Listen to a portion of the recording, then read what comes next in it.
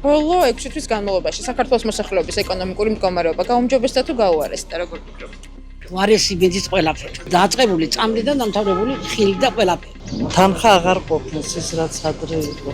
რის ყიდვას ვახერხებთ იმას გეტყვით. კი ბატონო. აი რაც ძალიან ჭირდება, რომ აი ვიარსებოთ, მეც ვერაფერს ვერ ვეტყობთ. 12 წლის მანძილზე არ გაუმჯობესებია და ეხლა გაუმჯობესებენ ესენი. არაშო. მე მგონია რომ გაუარესდება. მე არაფერს იმედი არ მაქვს. მე მაგალითად ვაყოფილი ვარ ყველანაირად, შვილები დასაქმებულები მყავს, მეუღლე დასაქმებულია, მე პენსიონერი ვარ და ვზივარ სახლში, მაქვს პენსია.